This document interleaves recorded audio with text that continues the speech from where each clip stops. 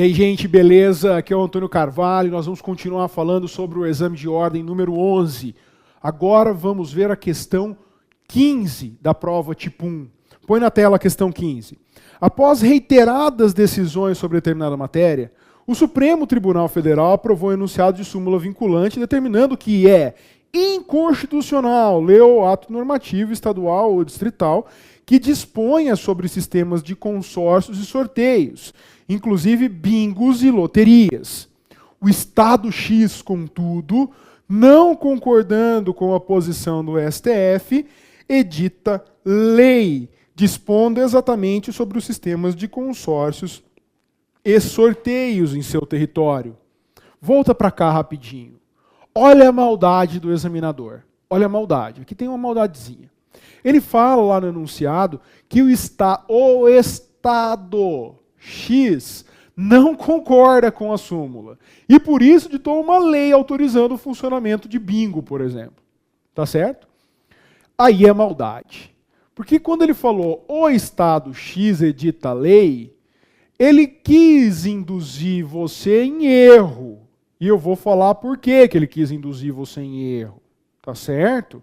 Mas presta atenção que a maldade está aqui. Se você estiver acompanhando comigo a questão 15, circula o Estado X edita a lei. Porque a gente vai voltar a falar sobre ele daqui a pouquinho. Muito bem. A súmula vinculante, ela está disciplinada no artigo 103A da Constituição. Põe o 103 na tela para a gente. O STF poderá, de ofício ou por provocação, mediante decisão de 2/3 de seus membros, após reiteradas decisões sobre matéria constitucional, aprovar súmula que, a partir de sua publicação na imprensa oficial, terá efeito vinculante em relação aos demais órgãos do Poder Judiciário e Administração Pública, direta e indireta. Olha só a grifa. Aos demais órgãos do Poder Judiciário e a Administração Pública, direta e indireta, que terá efeito vinculante nas esferas federal, estadual e municipal, bem como proceder à sua revisão ou cancelamento na forma estabelecida em lei. Qual que é o objetivo da súmula vinculante? Está no parágrafo 1º.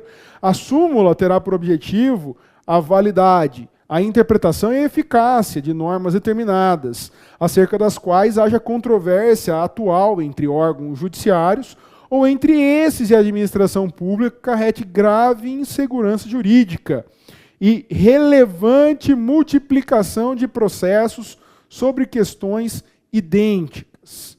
Vamos voltar para a questão, antes da gente continuar aqui a leitura do 103? Olha só quais são as alternativas que nós deveríamos marcar. O enunciado pede que, a partir da situação apresentada, você deve assinalar a afirmativa correta. A alternativa A diz o seguinte: o STF poderá, de ofício, declarar a inconstitucionalidade da norma estadual produzida em desconformidade com a súmula. Volta. Deixa eu te perguntar uma coisa, bem simples. Você já viu algum órgão do Poder Judiciário, fora algumas exceções que praticamente não são realizadas no dia a dia, atuar de ofício? Você já ouviu falar alguma vez que o STF declarou de ofício a inconstitucionalidade de qualquer lei em controle concentrado de constitucionalidade através de ADIM? Um ADIM de ofício do STF. Já ouviu falar disso? Não. Por que você não ouviu falar disso? Porque não existe. Não existe atuação de ofício no STF para declaração de inconstitucionalidade.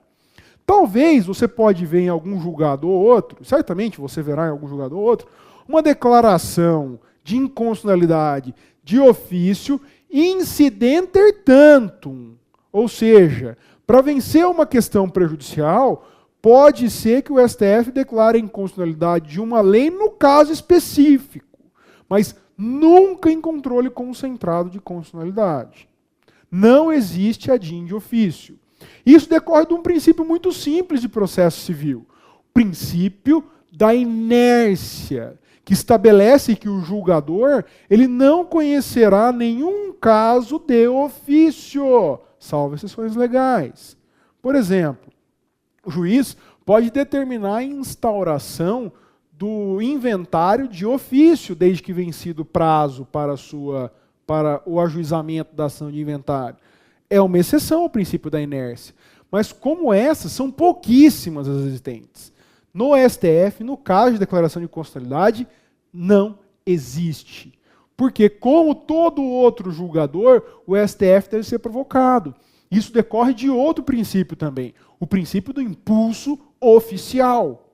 Só a partir da provocação o STF declarará constitucionalidade ou inconstitucionalidade de uma lei, tá certo? Então a alternativa A está incorreta. Põe na tela B. Qualquer cidadão poderá propor a revisão ou cancelamento de súmula vinculante, que nesse caso é declarada mediante decisão de 2/3 dos membros do STF. Volta para cá, gente. Então quem que é legitimado para propor a revisão da súmula? O parágrafo 2º do 103 responde isso. Põe o parágrafo 2º na tela. Sem prejuízo do que vier a ser estabelecido em lei, a aprovação, revisão ou cancelamento de súmula poderá ser provocada por aqueles que podem propor a ADIM, a ação direta de inconstitucionalidade. Volta para cá. Gente, só quem pode propor a ADIM pode propor a revisão de súmula vinculante. É qualquer pessoa? Não. Os legitimados são estritos, é um rol taxativo estabelecido na Constituição. Não são todas as pessoas, quaisquer pessoas. Por conta disso, a alternativa B está incorreta. Vamos para a alternativa número C, a alternativa letra C. É cabível reclamação perante o STF para questionar a validade da lei do Estado X que dispõe sobre os sistemas de consórcios sorteios em seu território. Com relação à reclamação por conta do descumprimento da súmula vinculante, o parágrafo 3º traz uma regra interessante. Olha só o que fala o parágrafo 3º. Do ato administrativo, grifa isso, ou decisão judicial, marca, que contrariar a súmula aplicável ou que indevidamente a aplicar, caberá reclamação ao STF, que, julgando-a procedente, anulará o ato administrativo ou cassará a decisão judicial reclamada e determinará que outra seja proferida, com ou sem a aplicação da súmula, conforme o caso. Volta, gente, volta. Vamos rever aqui a C. Põe a C de novo na tela. É cabível reclamação perante o STF para questionar a validade da lei do Estado X, marca da lei do Estado X, que dispõe sobre os sistemas de consórcios sorteios em seu território. Gente, está errado. O parágrafo 3º fala que cabe reclamação contra o ato administrativo ou a decisão judicial. Contra a lei cabe? Não. Não cabe reclamação ao STF. Ah, então como que eu depois vou fazer o controle da lei? O controle da lei que viola a súmula vinculante deve ser feito através ou do controle concentrado de constitucionalidade, ou então através do controle difuso. É simples. Não existe reclamação ao STF contra lei. Lei, tá certo? Põe a alternativa D na tela, vamos lá. Se todas estão erradas, a D é certa, né? Mas vamos ler. A súmula possui efeitos vinculantes em relação aos órgãos do Poder Judiciário e à administração pública direta e indireta, nas esferas federal, estadual e municipal, mas não vincula o Poder Legislativo em sua atividade legiferante. Gente, volta. Se a alternativa C está errada, e ela falava lá que cabe reclamação ao STF contra a lei que descumpre súmula vinculante, e está errado porque não cabe reclamação, é óbvio que a alternativa D é a certa, é a correta. Porque apenas a administração pública, direta e indireta, e o poder judiciário das 3 esferas, federal, estadual e municipal, estão submetidas aos efeitos vinculantes da súmula.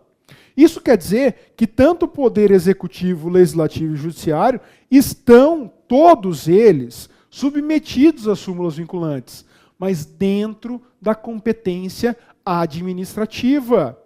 Quando o poder judiciário ele realiza um ato administrativo que viola uma súmula vinculante, ele poderá sofrer o controle pelo STF. O mesmo acontece com o Executivo e o Legislativo, quando edita ato administrativo. Quando o Poder Judiciário julga por decisão judicial, sentença, interlocutória, acórdão, em desconformidade com a súmula, reclamação STF. Quando existe uma lei que confronta com súmula vinculante, meu amigo, não há reclamação. Súmula vinculante não limita o poder legislativo na sua atividade fim, que é legislar. Tá certo? Então, para isso, certamente a súmula foi editada porque existia uma multiplicidade de processos ou uma situação com repercussão geral e que utilizavam uma certa lei, que essa lei era inconstitucional, um ato normativo inconstitucional. A partir do momento em que tiver uma lei que confronte novamente com a súmula, certamente ela será inconstitucional, mas para isso existe o controle concentrado e o controle difuso de constitucionalidade. Tá bem? A alternativa D é a correta, porque o poder legislativo na atividade legiferante não está vinculado aos efeitos da súmula vinculante. Tá certo, gente? Aqui a gente fica com a questão 15. Espero que você tenha, se você errou a questão, espero que você tenha aprendido agora o que é a súmula vinculante. Dá uma olhada no 103A inteirinho para você nunca mais errar isso daí. Beleza? Um abraço, a gente se vê no próximo vídeo. Até mais.